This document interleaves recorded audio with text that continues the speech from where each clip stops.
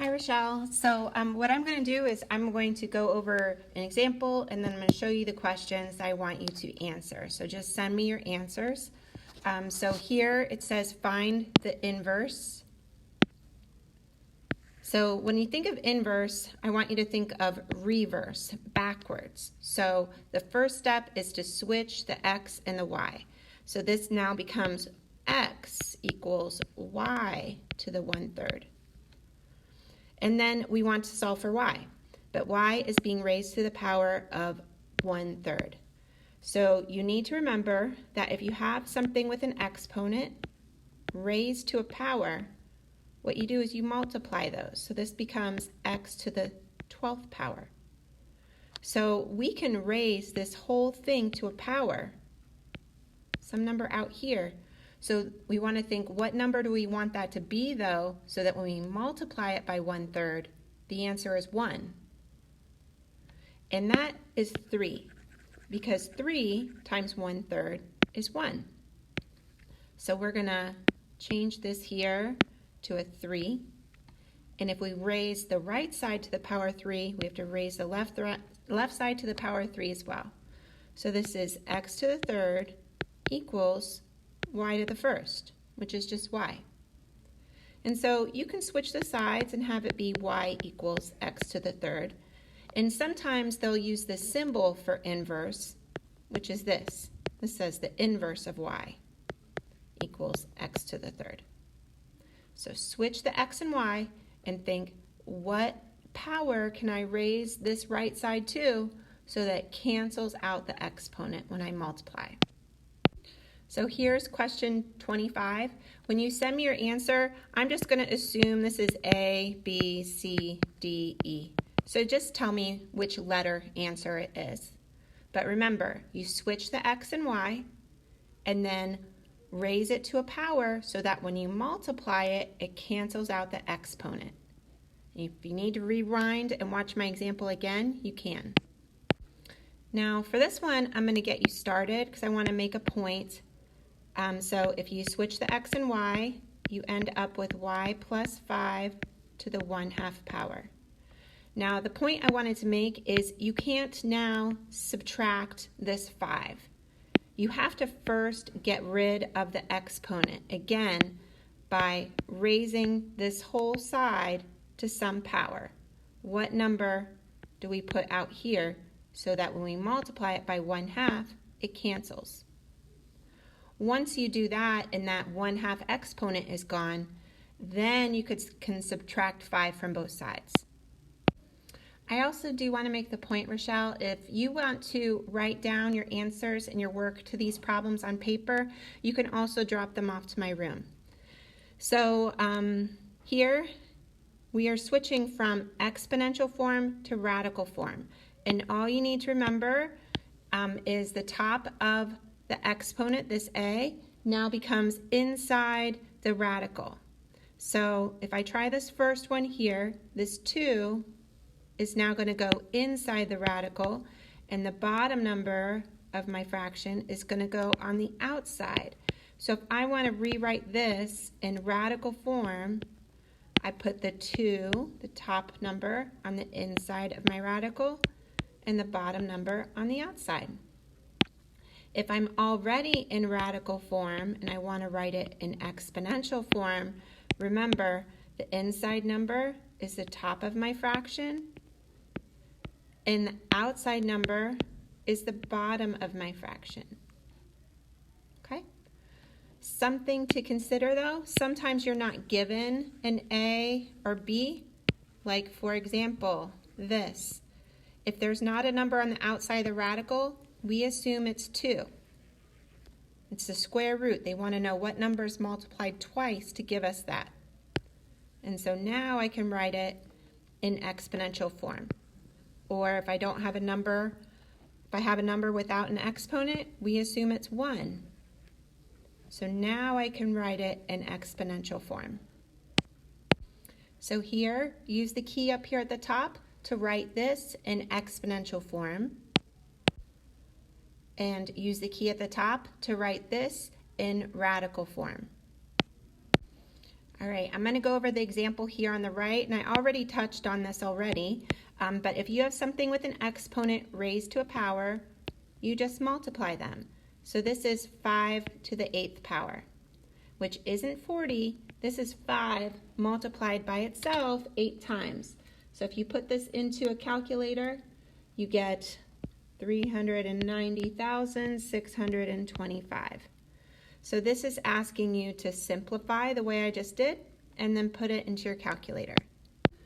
So I'm going to go over this example here in the yellow box. First, I need to distribute this 1/2 to each kind of number with an exponent. There isn't an exponent for 16, so again, I assume it's 1. So when I multiply the exponent on the outside, I get 16 to the 1/2 power. X, 2 times 1/2 is just 1. And y, 6 times 1/2 is 3. Now, the reason I put this up here at the top is to simplify 16 to the 1/2 power, it might be better to think of it as a radical, if that's helpful. Or you can just put this into a lot of calculators and it'll tell you the answer. But if you need to put it into radical form, remember 16 to the 1/2 is the same as 16 to the 1st, which is just 16.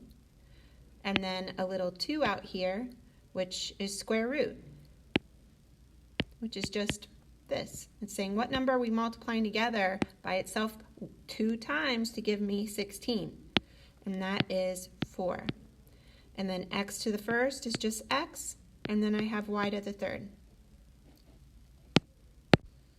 And then here's one more. You're just, again, multiplying the number outside, the exponent out, by each one in. So what is our new exponent for A? What is the new exponent for B? All right, here let's talk about transformations. I'm going to go over this example. So over here in the yellow box is the parent function. This is just the graph of the function y equals 1 over x. So in this chart, I'm telling you, if you take y equals 1 over x,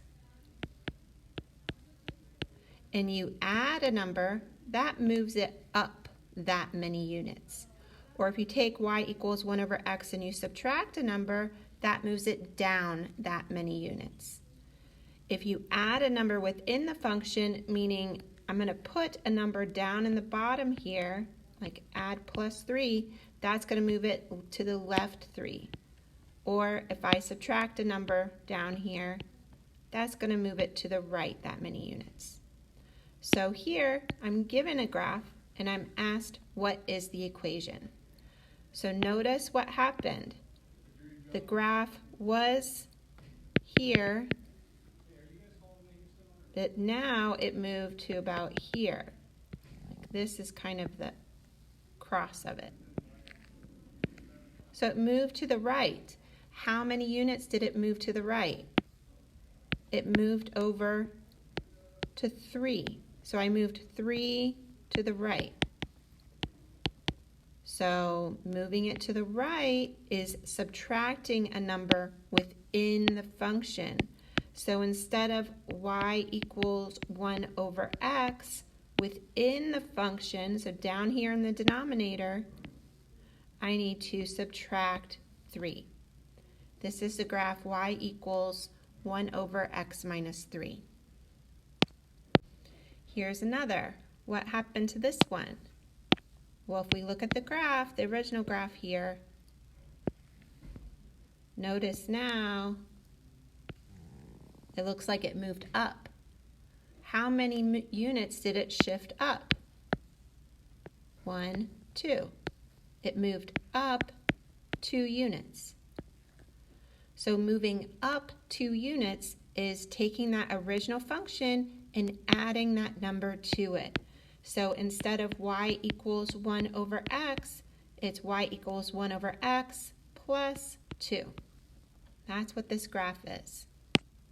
So here I have 2 questions, and I've put the chart here. This is the So the one that I've crossed off in red, that's the answer you picked before, and that is incorrect. So if you look at question number 2, look at what is happening to the original parent function 1 over x. It looks like we're adding a number, but we're adding a -5, which is the same as subtracting. So this is really y equals 1 over x minus 5.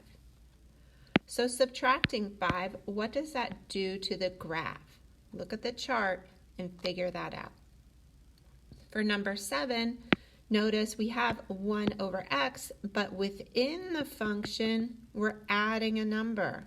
So what does that do to the graph when we're adding a number within the function? For this one, it tells you what to do. It just says interchange the x and y values. So when you have the inverse, what we're doing is we are finding the graph of the inverse of this function. So if I switch my x and y values, what does it become? Well, it's the same exact thing because the x and y is the same. How about the next one? What does it become if you switch the x and y? What is the new coordinate? How about this one? Switch the x and y. What does it become? And this one, switch the x and y coordinate. And what is the new point?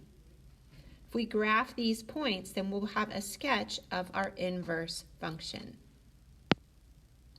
For this one, just give me your answers in the order that it's shown. So I would say for question 4, I would say B, because that's what this is, and then list the other ones right after that in this order. 2 more. Here it says state the restrictions to the domain. You need to remember that domain is x. So it's saying, what can't x equal? You need to remember that the denominator, the bottom of a fraction, cannot be 0. So if we look down here, x plus 4 times x plus 1, what number for x would make this 0? If we put -10 in for x, would that make this 0? No, -10 plus 4 is -6, and -10 plus 1 is 9, and -6 times 9 is fine. This would be 0 if you put a number in for x and x plus 4 is 0. You put a number in for x and x plus 1 is 0. Let me give you an example. If you wanted to know the restrictions to the domain for this one, I would say, well, I can't have this equal 0, so what number can I put into x minus 3 so it's 0? Well, if I add 3 to both sides, I see 3. If I put 3 in here, I would have 3 minus 3, which is 0. So one of the restrictions to the domain is 3. X cannot equal 3. What else? What can I put into here so that it's 0? Because I don't want it to be 0. Well, if I subtract 2 from both sides, I get x equals -2. If I put -2 into x for the second part of the denominator, then I have -2 plus 2, which is 0. And I can't have the denominator equal to 0. So the two numbers for x that I can't put into this equation are 3 and -2. Those are my restrictions to the domain. Now for asymptotes, this is very similar, but first you want to cancel out anything you see in the top and the bottom. So notice that in the top I have an x plus 6, and in the bottom I have an x plus 6. So I'm going to cancel that out first. Now let's look and see what's left to see where my asymptote would be. So you're just thinking, what would x be so that x minus 7 is 0? If I set that equal to 0, I see that x can't equal 7. So my asymptote would be at x equals 7.